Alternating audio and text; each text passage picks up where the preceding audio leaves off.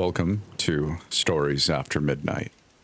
The story we're reading today is The Procedure by Jarrett. You may be familiar with this story. It has been rewritten and improved since the last version. So we're going to read it again. And I hope you enjoy this story. And let me know if you do in the comments wherever you are. Let's get started. Jenny Wilson had always been a hypochondriac. So, when she started getting unexplained headaches, she immediately booked an urgent care visit. She spent days compulsively Googling symptoms, each search result more damning than the last. A glioblastoma the size of a grapefruit, a malformed artery in her brain on the verge of bursting, a slow, undetected hemorrhage that had been missed altogether. When the appointment finally arrived, the doctor told her it was indeed normal for a healthy woman in her 30s to get headaches. He explained that she had presented no symptoms that would point to a serious neurological condition. Unconvinced, Jenny pestered him until he scheduled her for an MRI. The next few weeks were a merry-go-round of spiraling thoughts and restless nights. After a month of worry, Jenny finally arrived at St. John's General Hospital for answers. It was one of those sprawling urban complexes that seemed designed to disorient, hallways that led nowhere, wings added in mismatched decades, arrows pointing in directions that made navigation impossible. On the verge of being late, she finally found the right office. A receptionist sat behind an administrative desk. She didn't have a computer. Instead, stacks of paper lay strewn in chaotic piles across the counter. Jenny swallowed. It looked so disorganized for a hospital. Tapping her foot anxiously, she checked in, handed over her insurance card. She always hit her out-of-pocket max for the year by late January and lowered herself into one of the plush waiting room chairs. She sat alone in the room, arms folded, legs crossed, purse clenched in her lap. After a 10-minute wait, a door opened to her left and a masked nurse stepped through. Her sky-blue scrubs were covered with dark bloodstains that freckled the fabric in uneven smears. Not fresh blood, more like dried watercolor on canvas, but wrong all the same. The nurse met Jenny's gaze behind her surgical mask, but didn't say a word. She strolled past Jenny to the desk, leaned towards the receptionist and whispered something in hushed tones. The nurse turned her head slowly, stared directly at Jenny, then turned back, whispering some more as if they were devising a plan Jenny wasn't privy to. After a moment, the nurse straightened, turned, and abruptly left through the same door. Jenny felt her heart racing a million miles a minute. What was wrong? What was happening? Moments later, the receptionist looked up and said, "Jenny Wilson?" Jenny swallowed. The lump in her throat rose slowly. Still the only patient, she sidled up to the desk. "Yes? There has been an unfortunate malfunction with our MRI imager." "Oh, malfunction? What kind?" The receptionist shrugged insouciantly and shuffled around some papers. "A serious one. We could reschedule you, but the waiting list is 2 months." Jenny's brow furrowed in confusion. "Well, wouldn't I go to the top of the list?" "No." The receptionist's ponytail whipped back and forth as she shook her head. "That's not how our waiting lists operate. All of our other clinic locations are booked as well, I'm afraid." Jenny's tone sharpened. "But I've already waited a month." The receptionist held up a hand, showing chipped nail polish. "There is an alternative, ma'am." "And what would that be?" "A cerebral angiogram." The receptionist said it like Jenny was supposed to know what it was. Jenny tilted her head to the side. "What's that?" "It's a simple procedure." Jenny waited for a follow-up that never came. Just a blank stare. "Okay, but what is it?" "It's a medical procedure that takes images inside of your brain. Looking here, your insurance fully covers it." "And you can do this now?" "Yes, ma'am. Shall I tell them you're ready?" Jenny twirled a lock of hair contemplatively. "Yeah, sure. I guess so." "Great. Just sign this form." A consent form with the hospital's logo as a header was handed to her. She frowned and pointed at it. "What's this?" Oh, the receptionist gave a clipped chuckle. Just some legal jargon. You know how it is. With a shrug, Jenny snagged a pen from a mug station on the desk and scrawled her signature on the bottom line without reading the form. A mistake. Great, you're all set, the receptionist said, snatching the form away where it disappeared amongst the piles scattered on the desk. Wait, I have a question about that nurse. Nurse? Which nurse? The one in blue. The one you were just speaking with. Oh, yes, her. What about? Jenny leaned in close. Why was she covered in blood? The receptionist looked at Jenny like she'd grown a second head. Blood? What do you mean blood? Her scrub top. It was splattered with red stains. Jenny mimicked the effect on her own shirt. That would be incredibly unsanitary. None of our medical personnel would ever wear soiled clothing, especially in a hospital setting. I know, but Jenny bit the inside of her cheek. I swear to God, she was like bloody. Does that sound crazy? The receptionist gave a tolerant smile. Listen, I know that this is scary and we want to make it easier for you to adjust. Do you want to come back at a later time? Jenny felt insulted. No, I just want to know why your nurse like she just came out of surgery. The receptionist's smile tightened. Ma'am, no one here is coming out of surgery. This is radiology. We don't do surgery in this wing. Jenny opened her mouth to speak, then quickly shut it. I think you might have misinterpreted what you saw, the receptionist went on. Medical dyes, maybe. No, that wasn't dye, that was blood. I know what blood looks like. A pause. Then the receptionist sighed like an elementary teacher explaining simple addition for the 100th time. Look, Miss Wilson, would you like to speak with someone else? We could have a mental health expert come down if this is interfering with your comfort. Comfort? Jenny scoffed. You think that's what this is about? The receptionist lowered her voice. I'm trying to help you, ma'am, but you're not in the right state of mind for the procedure. It's better if we delay. There it was. The patronizing. The implication. Jenny scoffed again. I'm not crazy. I don't think you are. You're saying it without saying it. I'm saying, the receptionist treaded carefully, that you sign the form, and the nurse will be out momentarily to escort you back.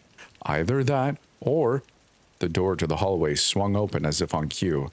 The nurse stood in the threshold, wearing the same color scrubs and the same mask, yet the red stains were gone. Or perhaps they had never been there.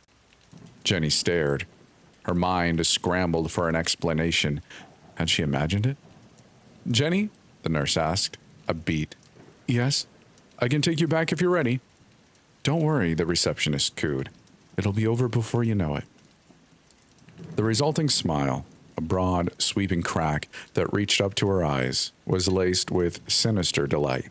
Jenny felt the pit in her stomach drop through the floor as she followed the nurse down the hallway on shaky knees. Free of conversation, they traversed the desolate, tight gray hallway till they reached one of the many general examination rooms. It was a tight, confined space that caused Jenny's claustrophobia to flare. Have a seat, the nurse said, gesturing towards the exam bed. Jenny climbed up and perched herself at the edge. The thin paper lining crinkled sharply beneath her as the nurse turned her back and began rummaging through one of the white cabinets, the contents clicking softly.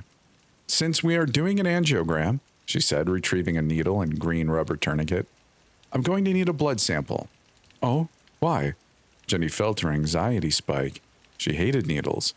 Because, the nurse said as she checked Jenny's blood pressure and listened to her heart with a stethoscope. All things a nurse would do. Blood pressure is 130/90, she said, removing the inflated cuff from Jenny's arm. Is that high? Yes. Are you feeling nervous about the procedure? Yeah, I came in expecting an MRI, but now I'm undergoing this other thing, angio something. I don't know what exactly. Give me your arm, please, the nurse said bluntly. Jenny straightened it as the nurse secured the green rubber tourniquet just above the crook of the elbow. A latex glove finger flicked the vein as Jenny averted her gaze. Okay, strong pinch in 3, 2, 1. A burst of pressure shot through her forearm as metal broke skin. The needle seemed to burrow into the tissue like a worm through dirt. She tried to breathe evenly, but a cold flood of nausea moistened the back of her throat. The vice-like tourniquet clamped around her bicep made her arm throb in rhythm with her heartbeat. Jenny chanced to peek. Thick crimson curled through the tube like paint in water, slow and viscous. "How much are you drawing?" she asked, her voice unsteady as the vial filled to near capacity. The nurse didn't answer. Jenny's fingers began to tingle as the nurse finally slid the needle free. A sharp stab of pain lanced through her arm as blood welled up instantly around the punctured wound, dark and wet. "Apply pressure," the nurse commanded, handing over a fresh white sheet of gauze. Jenny obeyed, feeling blood soak through the fabric in her coat and her finger pads. After a moment, the nurse returned with a small circular bandage, placed it over the leaking wound, then snatched the gauze and blood sample. "Wait here. I'll return with your test results." With that, the nurse tossed the gauze in the garbage can and promptly exited the room, letting the door close behind her. Jenny found this odd. Any blood test she had ever gotten took days to weeks to receive results. Perturbed, she reached into her purse, withdrew her phone, and searched for the procedure on Google.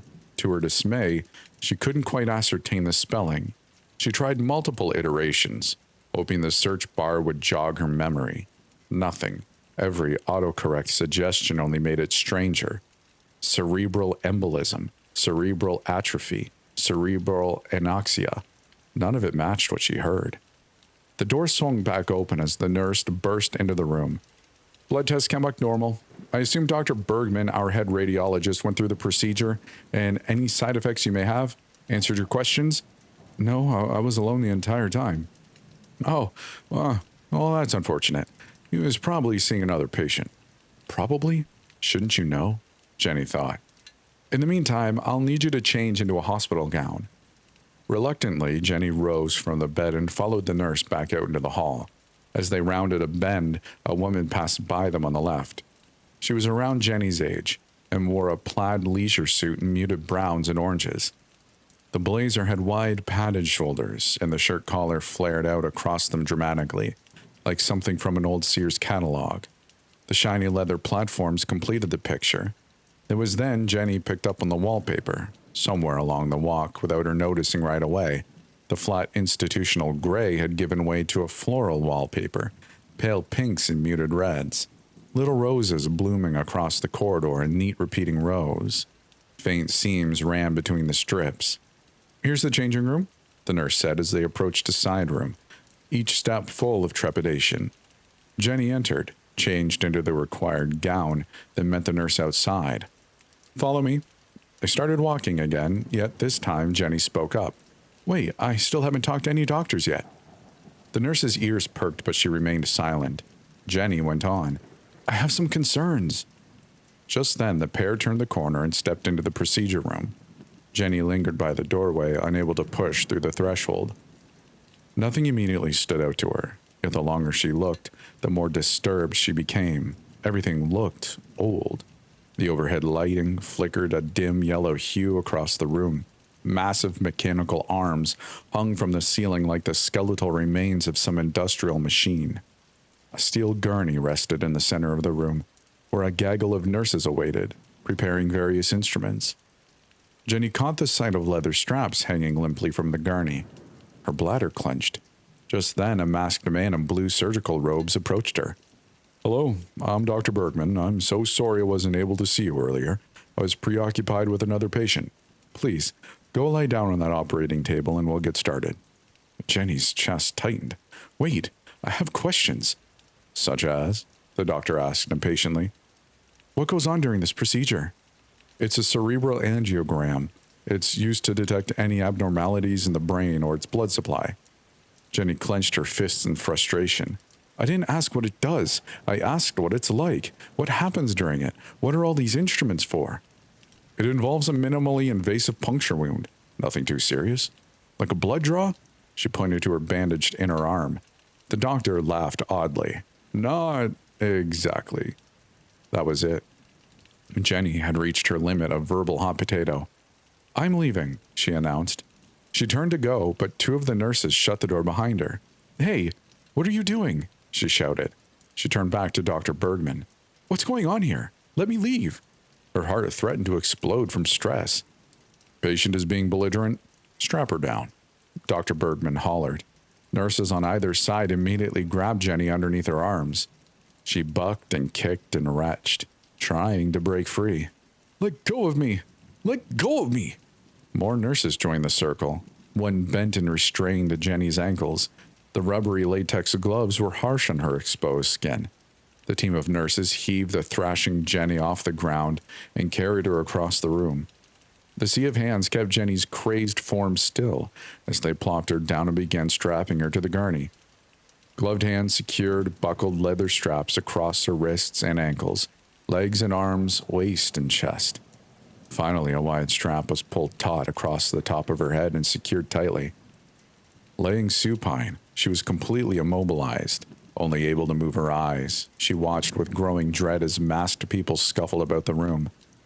Suddenly, the lights in the room brightened, burning into Jenny's retinas. An IV was strung on a hook as a long needle was slid into her arm, alongside the original bandage.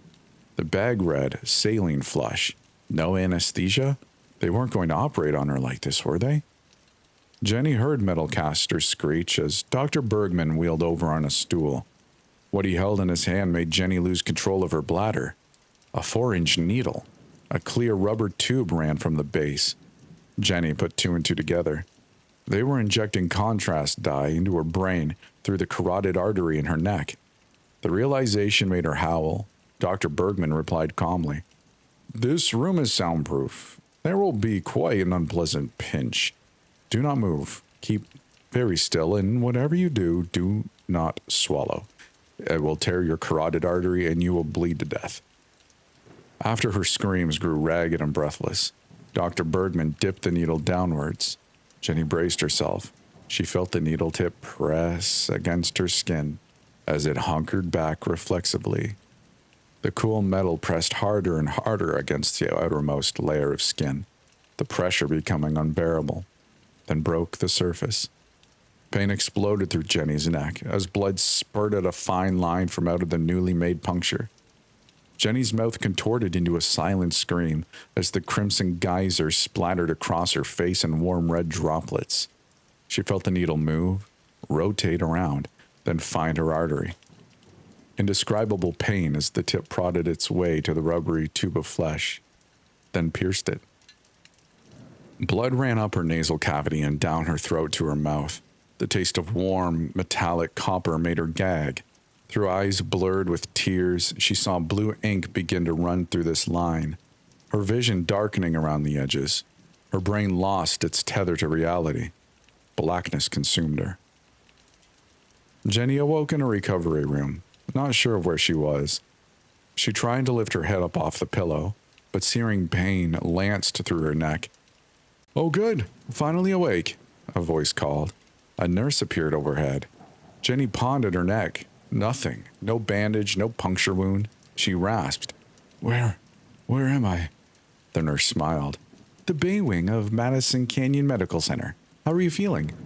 No, that can't be right," Jenny groaned. "I thought I was at St. John's." "Give it some time." The nurse smiled sympathetically. "You just had quite the scare." "Scare? What are you talking about?" "You went in for an MRI, but once you were shuffled in the tube, you started having a panic attack." "No, it wasn't an MRI." Yes, it was. It was an angiogram." "I'm sorry, what did you say?" The nurse leaned in close. An angiogram. They shoved a needle into my throat." "I'm sorry, but that's impossible." "Why?" "Ma'am, I don't know how to tell you this, but this hospital hasn't done a procedure like that since the mid-1970s. That's the end of the story. If you enjoyed this rather cryptic and mysterious story, let me know. If you'd like to support this channel even more, well, you can do so by liking this episode and podcast and maybe leaving a comment letting me know what you thought. If you'd like to do more and join our other patrons, spoiler alert, there's a Patreon available. Well, I appreciate you for listening. Hope you enjoyed yourself here. Take care now. Bye-bye then.